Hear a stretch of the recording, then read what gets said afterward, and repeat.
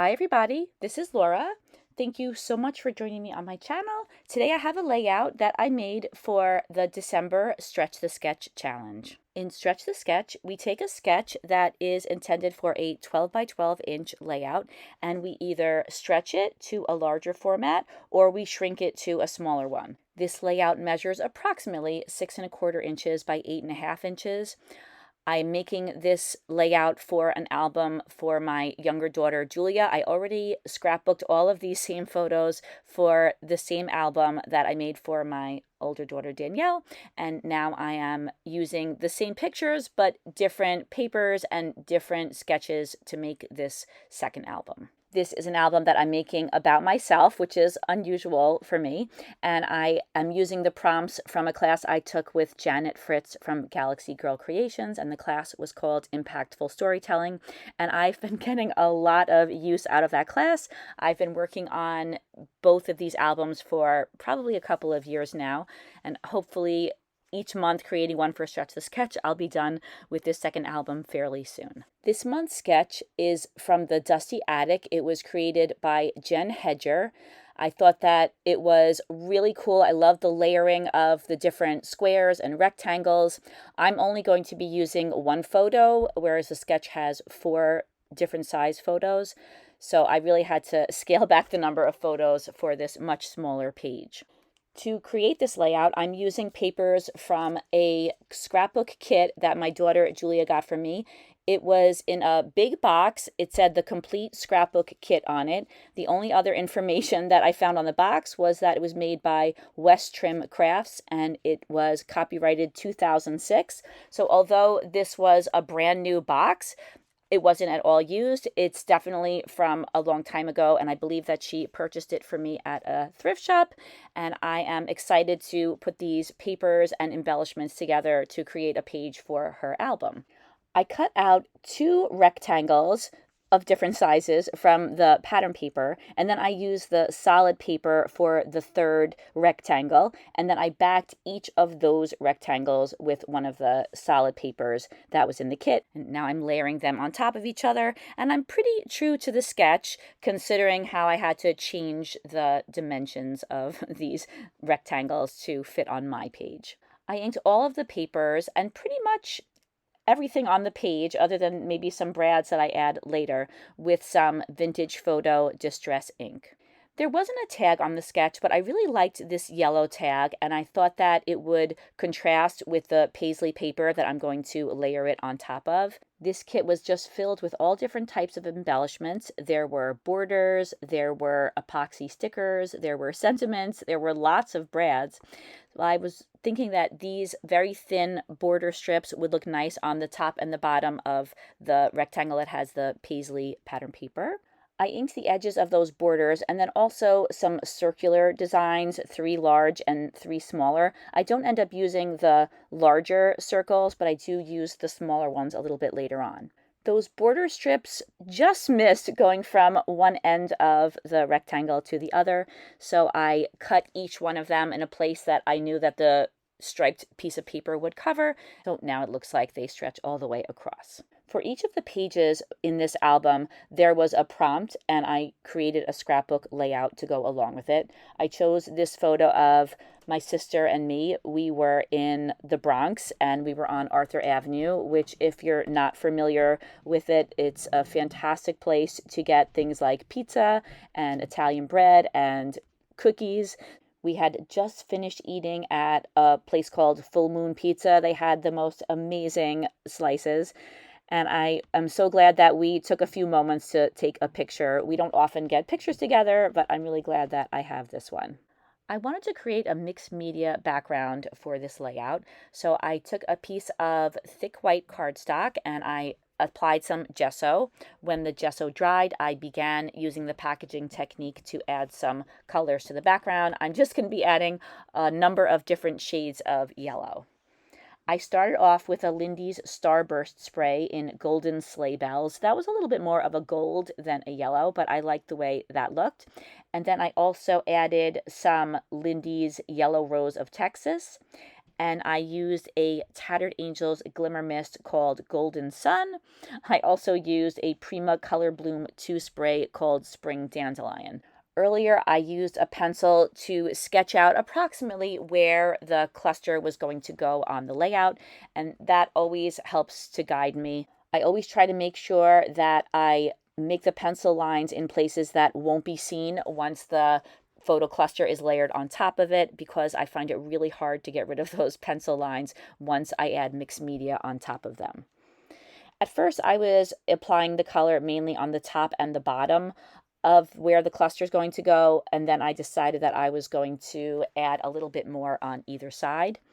I used the Tattered Angels Glimmer Mist to add some splatters to the background. I made sure that the background was completely dry, and then I sprinkled some water droplets on top of the color, and then rolled my paper towel over the top. That lifts up some of the color and creates a really cool water droplet effect that I love. If you've been with me for a while, you know I use that technique on a lot of my backgrounds. I went back in with a little bit more of the Lindy's Yellow Rose of Texas. I really liked that color. I thought it was a nice bright color. And then I added some more splatters. This time I used not only the Tattered Angels Glimmer Mist, but I also used the Starburst spray. Then I once again used my heat tool and I dried the whole background. I wanted to add another round of water splatters since I added some additional color. So I added, as you could see, quite a few water droplets to the background. The effect on this isn't as dramatic as it sometimes is if there's a really dark color in the background, but I do think that it had quite an impact even though it was a lighter color. So now I'm happy with the background. I'm all done with using the sprays, and I'm adding a little bit of stamping to the background. I wanted it to be subtle, so I used a Ranger archival ink called Khaki, and I used a script stamp. This is a clear stamp that I had in my stash. Now I'm adding some modeling paste. This is one of my favorite stencils. This is a Tim Holtz stencil. I'm not sure why I have it upside down, but it worked just fine that way too. And I am just adding a little bit of texture to all of those areas where I have the yellow color in the background. While the modeling paste was drying, I was thinking that it would make sense to add a little bit of gesso and fade out some of the areas where I didn't want a lot of splatters and color. So I added a coat of gesso and allowed the entire background to dry. And then I added some ATG adhesive to the back of my photo cluster and I put it in place. At some point, I cut the strip of striped paper a little shorter. It just looked a little bit too long. And then I was also thinking that the photo needed a darker color matte around it. So I used the same brown color that I used for that large pink rectangle in the background. I matted my photo on that, and then I put it back in place on top of the tag.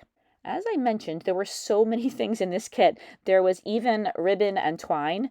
I thought that the twine was perfect for the tag, so I cut a small piece, I put it through, and then I tied it into a bow. I was trying not to over embellish the page because it's such a small page and there were so many embellishments and I wanted to use a lot of them. There were some fabric colored brads.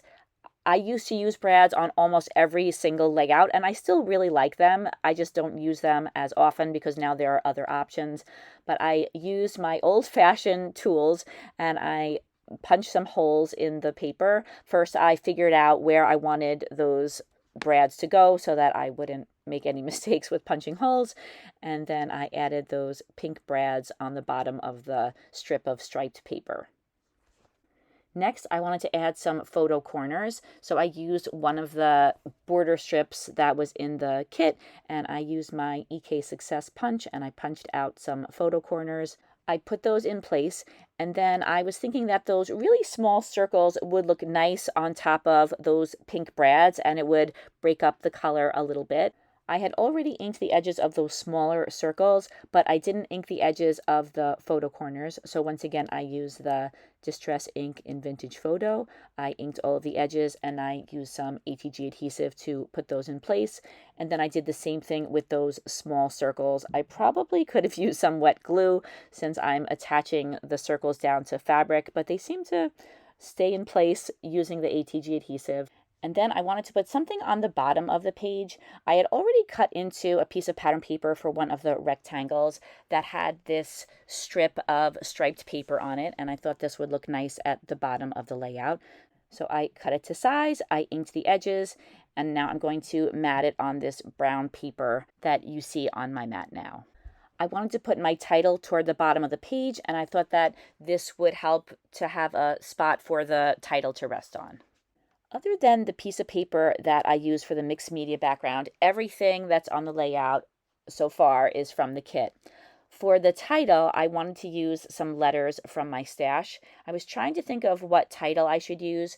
The first layout that I made using this photo for my older daughter was called A Sister is a Special Friend. I didn't think I had enough room for that particular title. I thought that I could call this layout Sisters and Friends.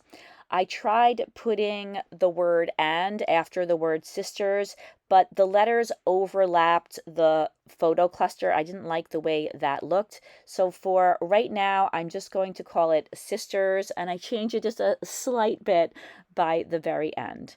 I used some Jillibean Soup Alphabeans, they're called, for those letters. I liked the way they were the right color and they seemed like a good size for the layout. There were some photo corners in this kit, so I was thinking that they might look nice in the corners of the layout at the top.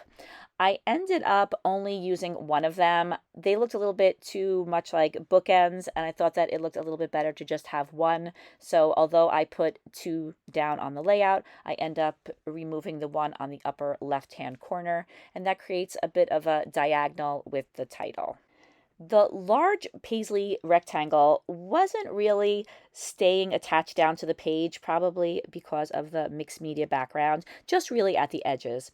So there were some really tiny pink brads in the kit. I decided to add one on each corner. I thought it would add a nice decorative element and also help hold the rectangle's edges down.